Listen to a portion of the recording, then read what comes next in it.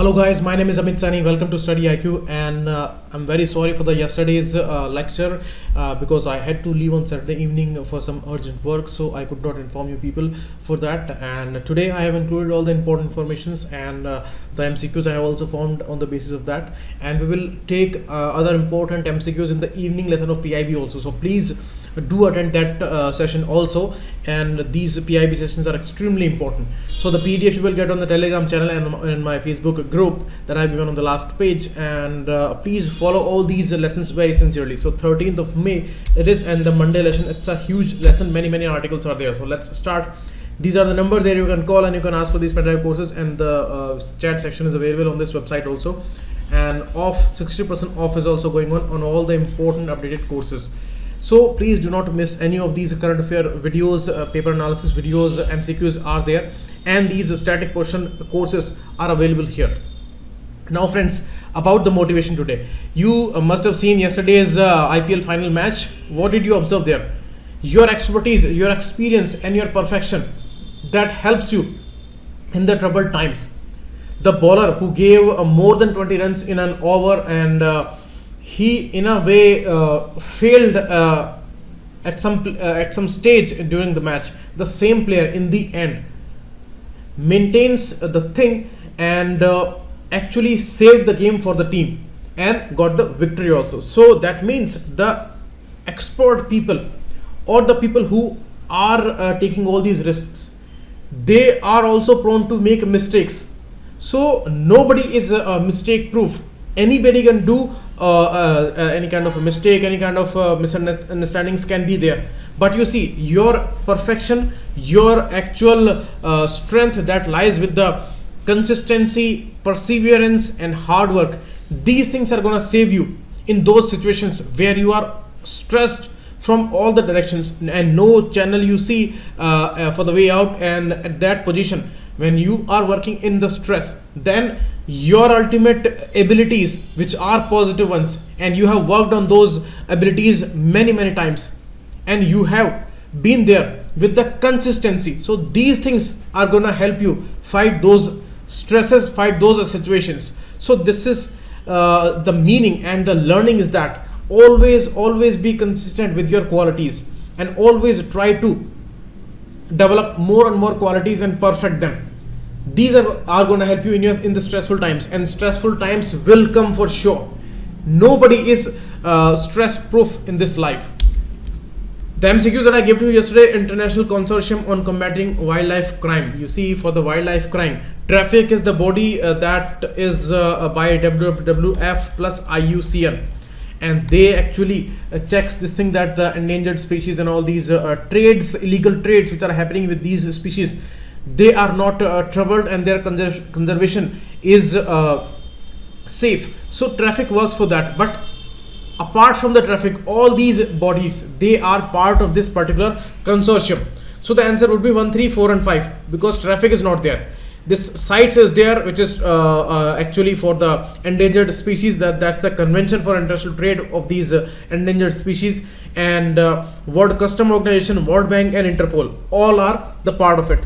So you see, in 2010 it was established, and you can see here UNODC is also the part of it. It's an important consortium of 5 intergovernmental organizations.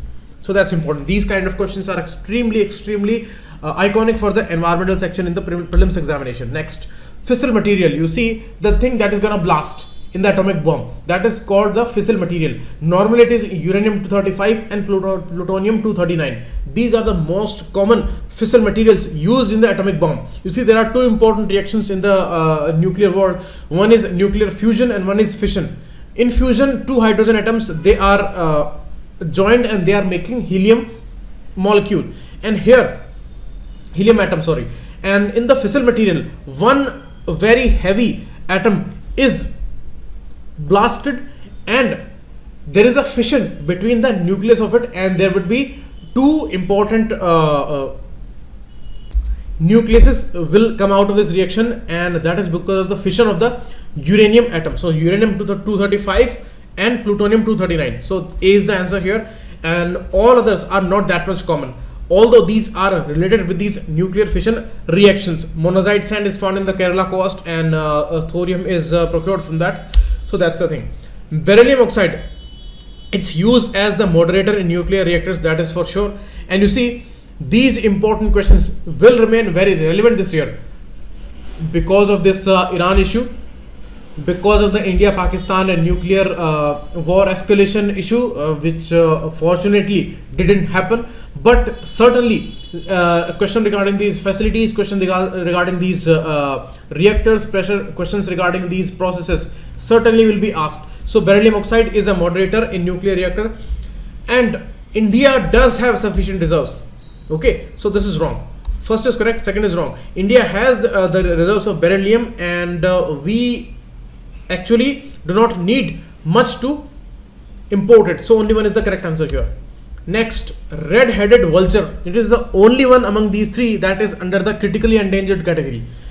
Greater adjutant stork is under endangered category, not critically endangered.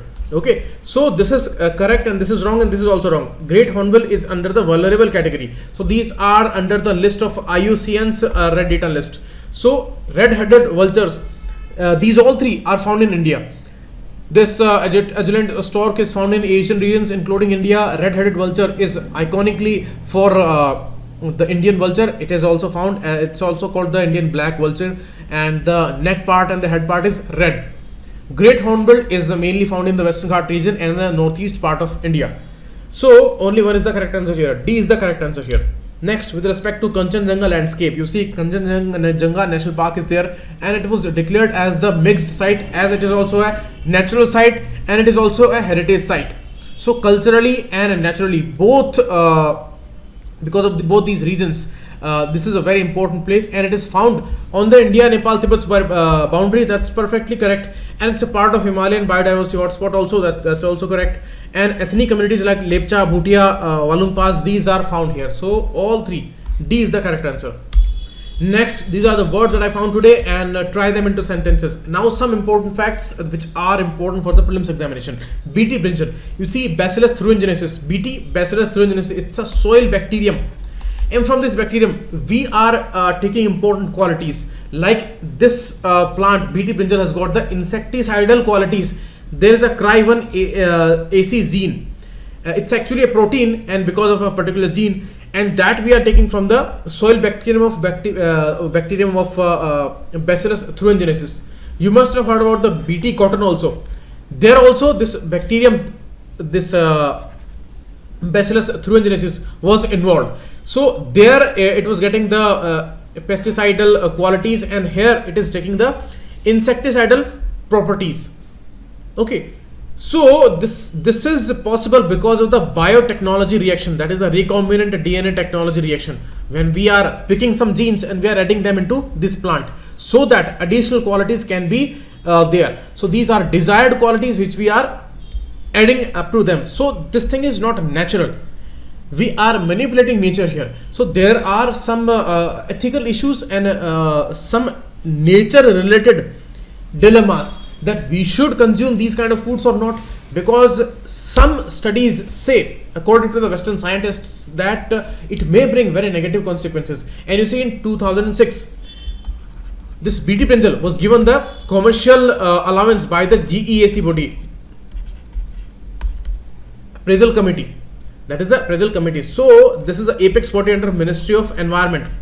And you please go and study about this all issue of giving clearances, environmental clearances, and very specific bodies are there, very specific committees are there, and this is the apex committee.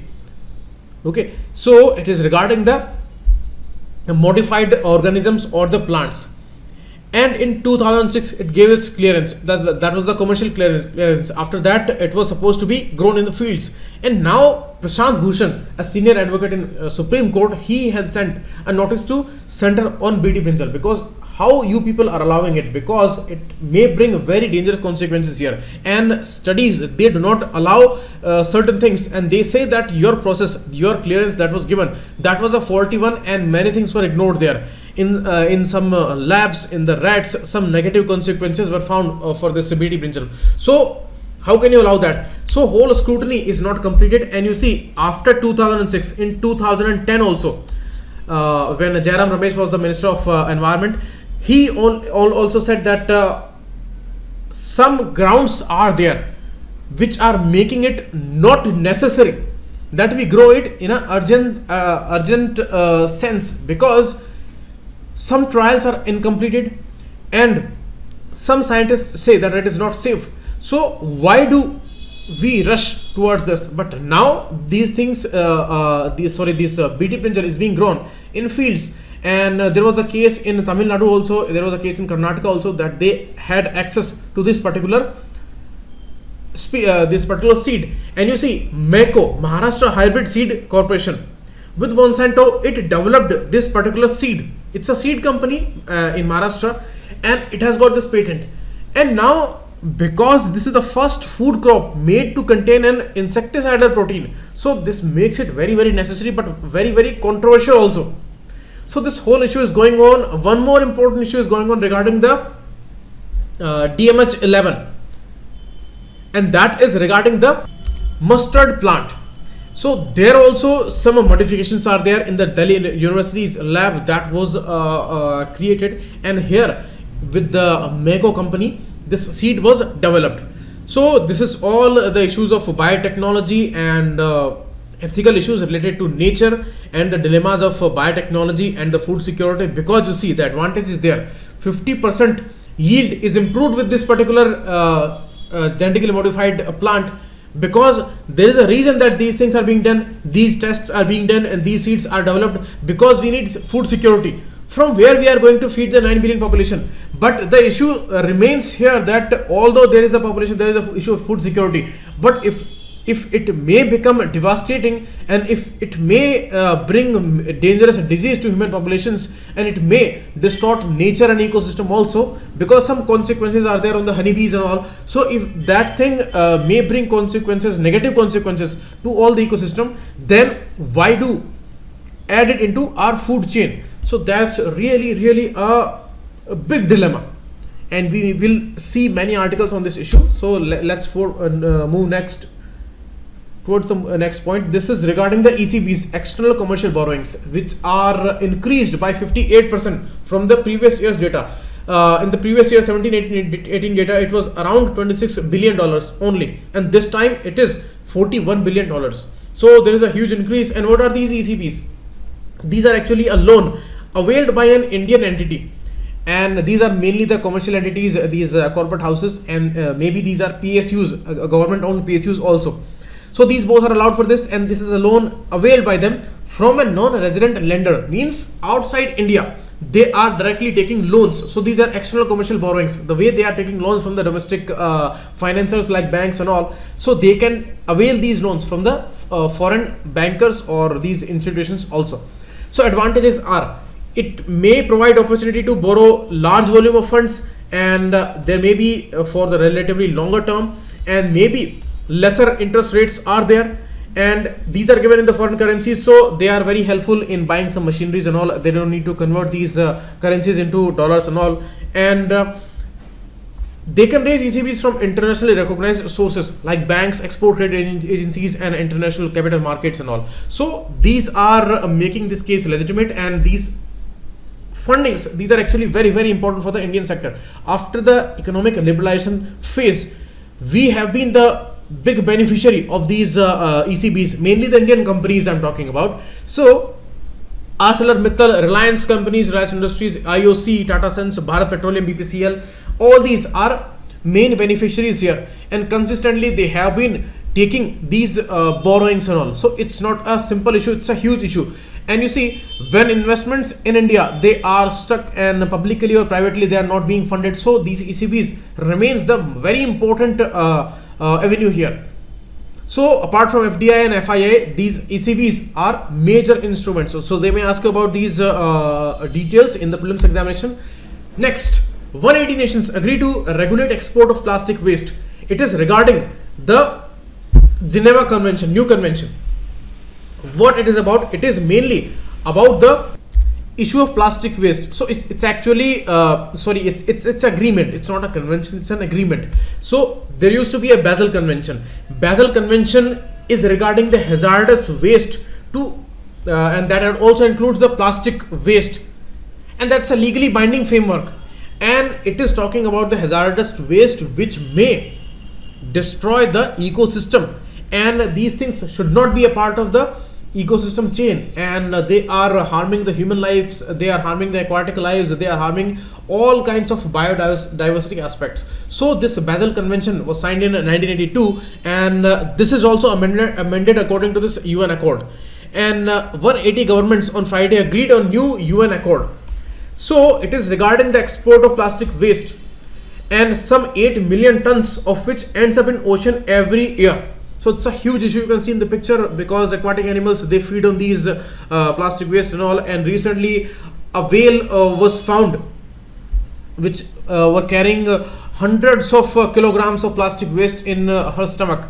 So these things are really dangerous, and they are changing the ecosystem change in aquatic environments and the other important ecosystems also on the land, in the forest, and everywhere, and mainly in the oceans. So it is regarding the oceans and the plastic waste export, because all these regulations, they will regulate the amount which is going towards oceans. These are the ultimate dumps for whether we talk about carbon dioxide, whether we talk about plastics, whether we talk about temperature, everywhere, everything is going towards oceans. These are the ultimate sinks. So plastic is not degenerated, and it is accumulating there on the in the surface of these oceans, or maybe levitating in the water bodies, or maybe on the ocean bottoms. So these are very dangerous things. So they may ask you about these conventions, Basel Convention or this UN Accord, and this is very important. It is regarding the most pressing issue today. So UPSC always focuses on these recent issues. Next, the Asiatic lion. This lion is found in Gir National Park, only in Gujarat, in the Kathiawar Peninsula. So that's the only place where it is found. And a very important study that is regarding its genome. This genome has been sequenced, and it has been mapped, and it is by CCMB, the important lab by CSIR only. It is there in Hyderabad, and these mappings, they help in maintaining their health issues, their conservation, their germplasm conservation, studying about their descents, studying about their important characteristics and the differences, all the similarities, analogies, homologous, homogeneous organs, and all these things. They give a lot of information, these genomes, because everything is coming out of these genes, and the genome is the total number of genes for a particular species. So it is now being added into that particular list, where Bengal tiger, African cheetah, jaguar, all these are genetically mapped. Siberian Amur tigers and all, these are all mapped here. So in the Gir forest, only 523 animals are left. So they are actually very endangered today, and it's an endangered species under IUCN category. So this is really a cause of concern, and now they have mapped it, so it's a major help in the future. Next, arsenic. You see, WHO safe limit for the arsenic in the groundwater is around 10 microgram per liter. It is according to the international standards and the WHO standards, but in India it is around 10 to 50 micrograms. There is no standard given here, but we are following the international norms plus our own some substandards. So 10 to 50 micrograms per liter.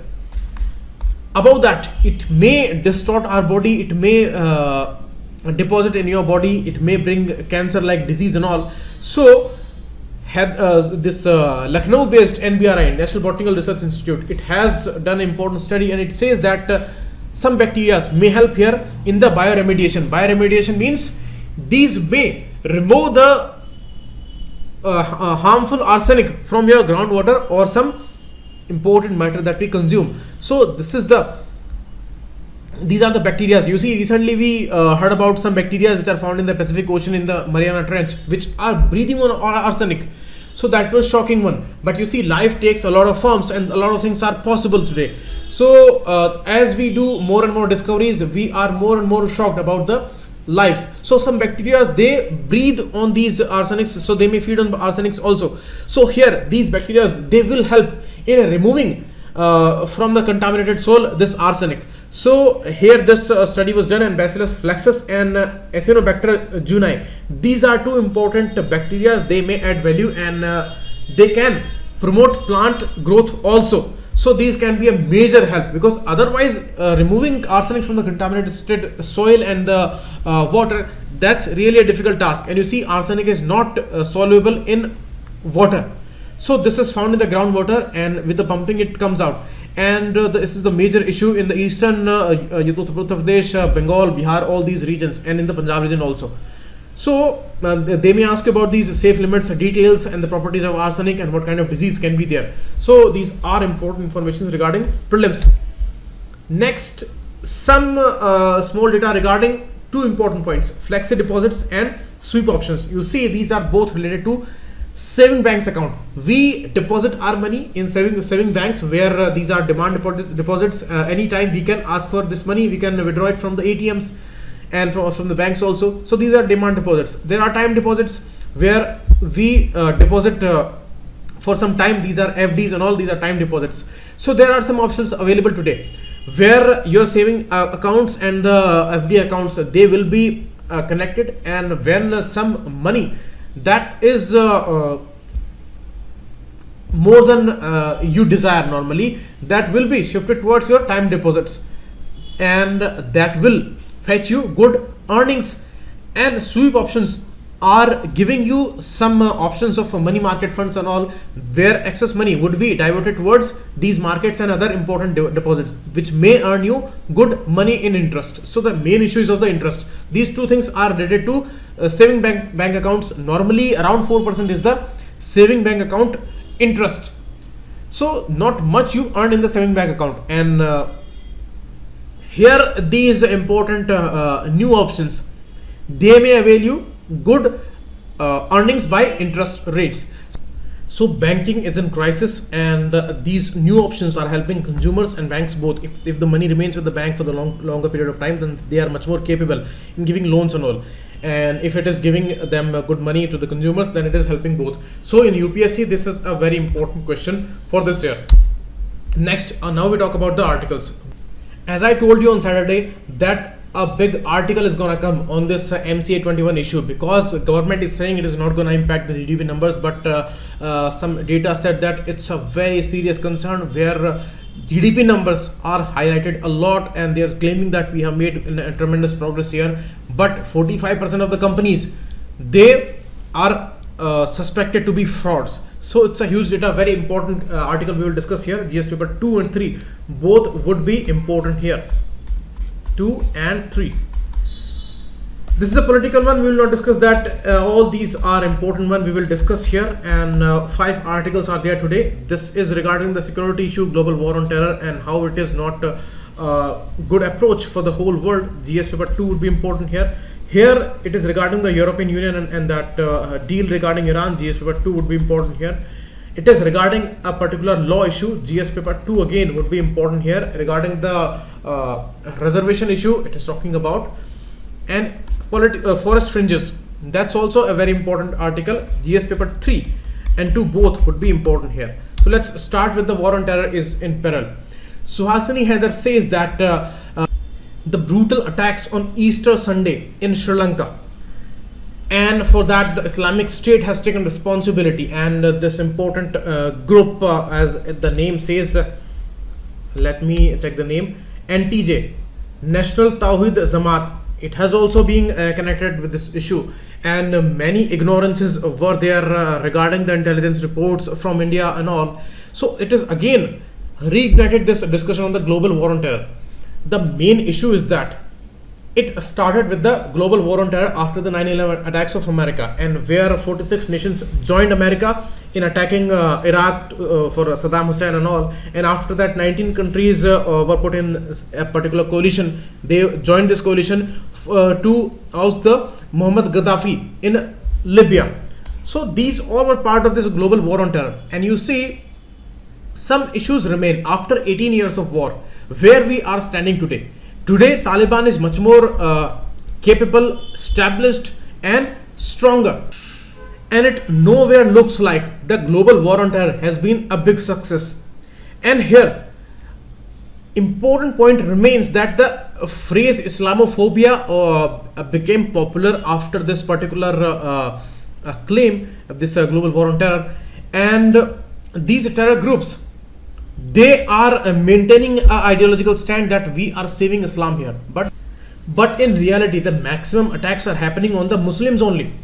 And all these countries which are devastated in the Middle East after this global war on terror, these Syria and Egypt and Libya, all these countries like Afghanistan, Iraq, all are devastated, and all are Muslim countries. And the issue is that terror groups are not diminished in their existence, but the people, they are devastated here. So the issue remains that we need a greater and deeper scrutiny in this issue. Helping fight pan-Islamist terror groups, this is not happening. The war on terror appears to help the IS and the Al-Qaeda more, because today what do we see? These are stronger than they were before this global war on terror. So what does it mean? And the terrorist attacks, they are not stopping, and they are much more widespread. In the peaceful countries like New Zealand, Norway, there also these attacks are happening, and they are much more vulnerable today. And you see, the issue is that we cannot generalize these attacks. They need specific scrutiny case by case, because you see, generalization is the main problem. Issue is that they are not able to define the terrorism on the United Nations platform. Second, the generalization is actually wrong. Generalization in the approach, that is happening, and in the understanding, that is happening, and that is not correct, because you see, the recruits which are coming from these European countries like France, Germany, UK and US, all these countries, they are much more in number, they are hundreds in number, but from these South Asian countries, they are very less in numbers. That means there is a difference in these radicalizing groups and radicalization approach, and there are very less number of the people who are radicalized from these nations like India, and who were having connections with these groups, we have de-radicalized them many number, like in Kerala, in UP, in some other states, where some approaches we applied, that neighbors, families, connections are ethos of our society, Maulvis, all their help was taken here, and these people, they are not radicalized right now. Their belief systems are very strong, but the belief system of other Muslim groups, that is very different in this world, and that's why this case by case specific understanding is needed here. And the main issue that is talked about in this particular article by Suhasini Heather is that the war on terror, the actual war and the actual strategy with actual approach, that is divided. All countries are tackling these issues according to their own needs, their domestic politics, their domestic concerns. Actually, this problem is universal, so they all need to come together on this in this global approach, but that is not happening. In reality, all are tackling these issues according to their own approaches, according to their own strategies. The burning example here is of Sri Lanka. The reason the members of the National Tawheed Jamaat were successful in their diabolical plot had as much to do with the fact that intelligence inputs given by India were ignored as it did with the fact that since the defeat of the LTTE, Sri Lanka authorities had let their guard down and ignored growing internal fault lines. Means it was a case of ignorance by Sri Lanka. We did give them some intelligence reports and all, and there was a huge political issue after these attacks, that highest level authorities and these president, prime minister, they said that we were not informed of this issue and intelligence reports. If they were there, then there was a miscommunication. So that shows that their sincerity and their global approach belief system means they are tackling the issue according to their own approaches, according to their own reports. Indians did give them reports, but they did not heed to it. So that shows that there are fault lines, there are cracks in the global approach, but countries are not ready to recognize that. That is a problem. Here it says that understand these differences. It is necessary for all these countries, and today actually all the countries of the world, they are sensitive, they are vulnerable, and they all are fighting with this terrorist issues. But some countries are much more at stake. So they all need to come together and they need to learn very closely from their own differences, and they need to see and understand that there are deeper regions. Recently, in a WikiLeaks report, CIA's it was alleged that CIA created ISIS. So if that thing is true, then seriously it's a major issue, and all countries should review their approaches, because what is happening, that's totally not understandable, because things are not being tackled in a way that they should be. But confusion remains because the approach is not global. Countries are not sharing everything that they know, everything that they experience, and some things are ignored and some things are taken care of. So this approach would not be helpful for the humanity, because it's a major issue. Why it is happening? What are the very real regions that all countries need to reach up to there, and these international agencies, their cooperation is very needed. And you see, our proposal was there that comprehensive convention on international terrorism, that should be there, and we posed for this issue that the definition should be clear of the terrorism, but that is not heard much. And on the United Nations platform, only rhetorics and the simple formal claims, simple formal guidelines, simple formal discussions are happening, not a sincere effort we have seen till now. We have seen this global war on terror, but its result also we are experiencing today. So somewhere there is a fault line, there are fault lines, there are cracks, and cooperation and the actual scrutiny and the actual understanding of the deeper regions, these are the needs today. So that's all given in this article. Next article is regarding the forest fringes. It says that city forest cooperation means cities like Delhi NCR, where the surrounding Aravalli region is very sensitive. Sanjay Gandhi National Park is there around Mumbai. Bannerghatta is near to Bengaluru, and Gundi National Park is near to Chennai. All are metro cities, and all are struggling with the population pressures, pollution pressures, and the settlement issues. So they are pushing the forest areas much more than they were doing in the past. And you see, these are important areas which are working as lungs for these countries, and they are supporting their lives, health issues, everything. And it is not only about the humans, it is about the biodiversity also. So the issue remains that these are much more important. And one more important point is there, that in the forest report, these areas are also counted as important forest regions of this country, and they are counted under the 33% need of the forest in the geographical region. So somehow these things, and this is my personal opinion, that these areas, these trees which are inside the cities and around the cities, they should be separated from the main forest areas, and they should be taken care of with much more sincerity, because we need them too much. Dense forests are needed, and they are also actually facing a lot of stresses and all, but they are away from cities, and these areas are near to cities, so they need much more significant approaches and the focus. You see, soft fencing and the social fencing, these are two important suggestions here. What are these? We need to create awareness regarding this issue, and we need to do some kind of fencing, physical fencing and psychological fencing both, and changes in our approaches, they will help here, because issues like wildlife corridors, elephant corridors, and green belts we have learned about, and you see, these are very necessary. You see, many elephants are killed because of the train accidents and all, so these elephant corridors were very important. So these kind of issues are always happening near the cities and near the human habitations. So it is our ignorances, and it is for us only. It is not for some other alien species. It is for us, and it is for the whole biodiversity and ecosystem issue. So we can take part actively here, and we are the culprits here. We are actually disturbing the whole nature. So we should change our approaches, and mainly for these city areas where some life is available. These are actually the forms of lives.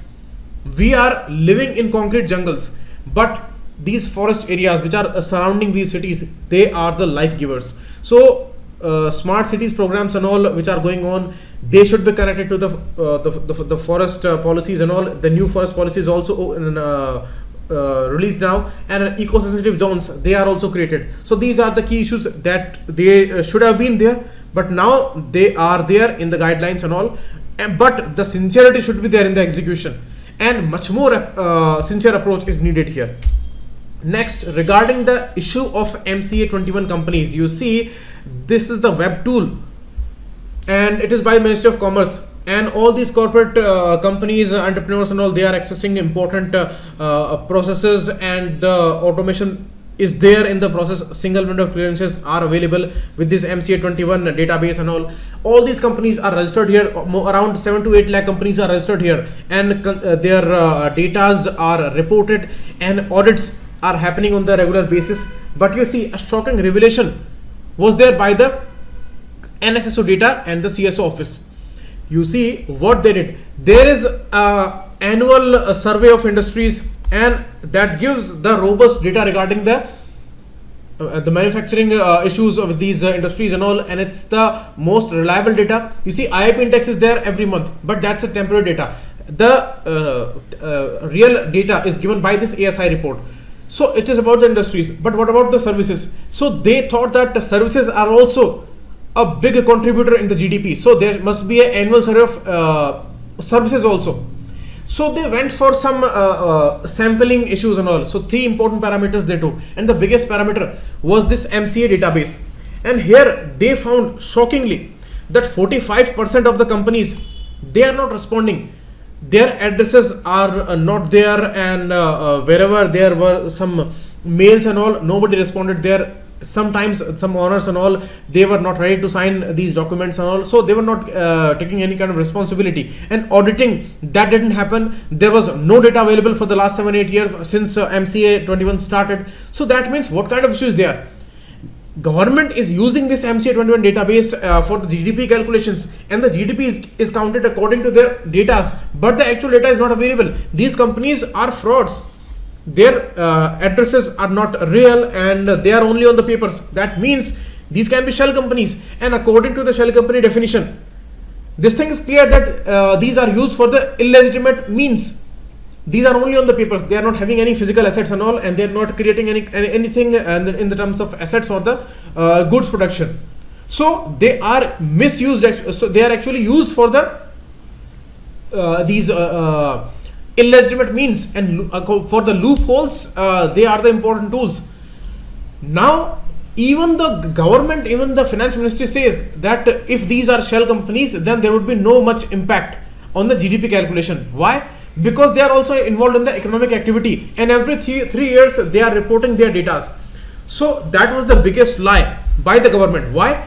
Because, as I told you, if they are claiming that these are shell companies, then this explains everything, because we are working against every shell company. We are claiming that we have shut down lakhs of shell companies, or these were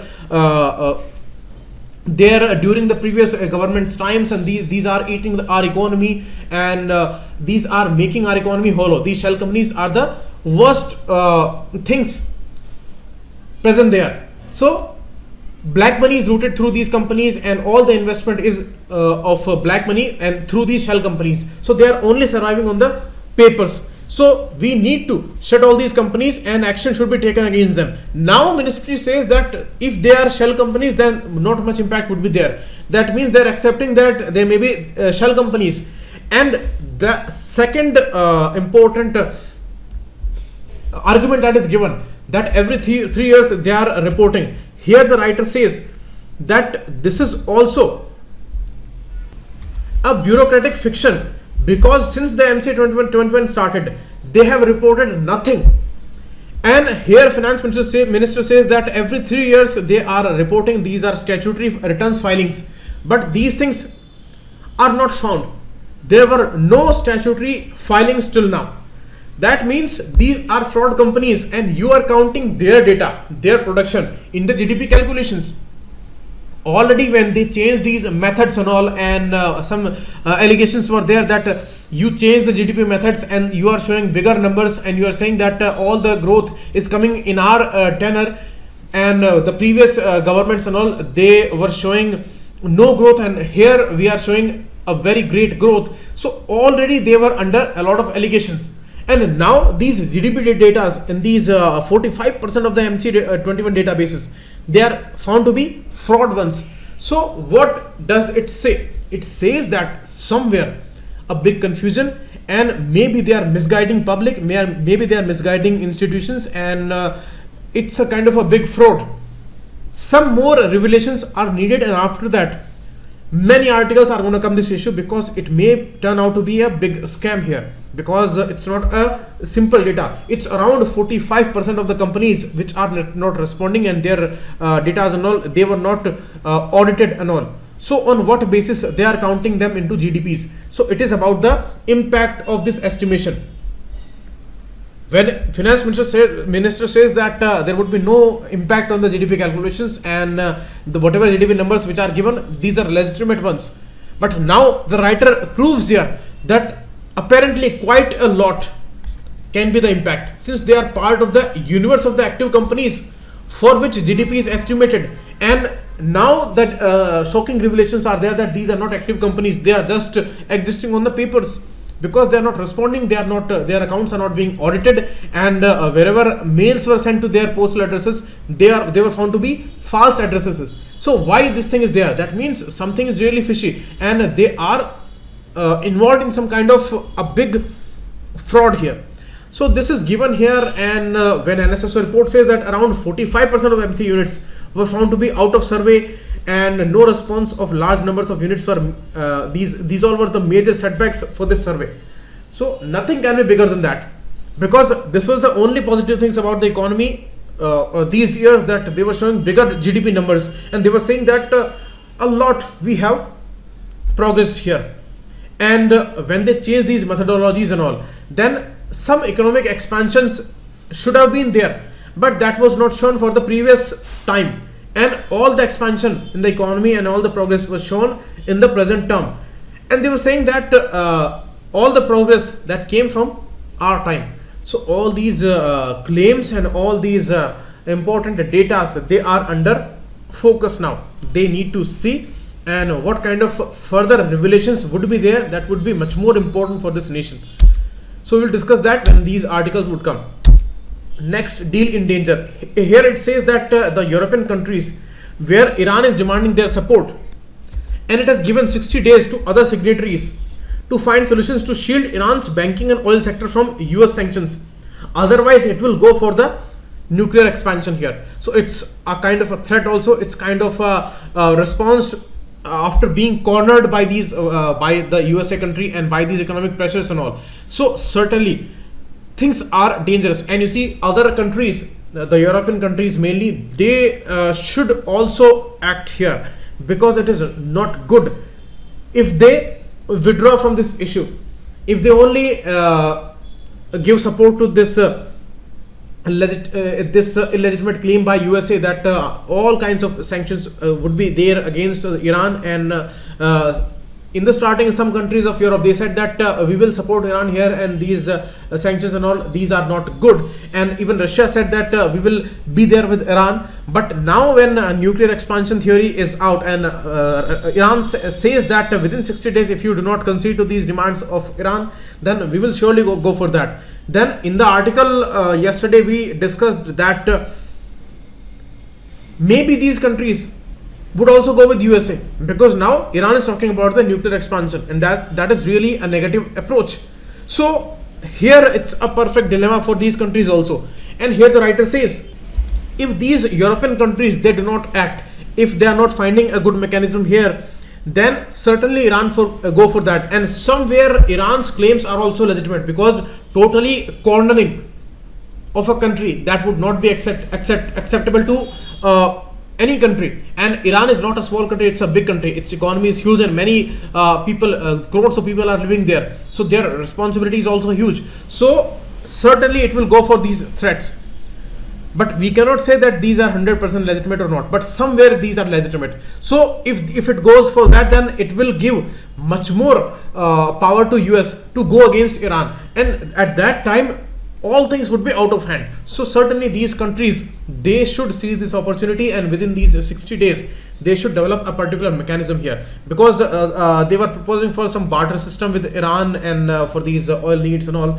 So they should act here, because the aircraft carrier and all these bomber squad and all, they have been deployed there around Iran by USA. So these developments are really not good. So this is given here by the writer. Okay, this article, this is a small one, we will discuss tomorrow, and these are the questions I'm giving you today. And thanks a lot. Please come for the PIB lesson also. We will discuss many more questions there. So thanks a lot. Keep watching. It was Amit Sani.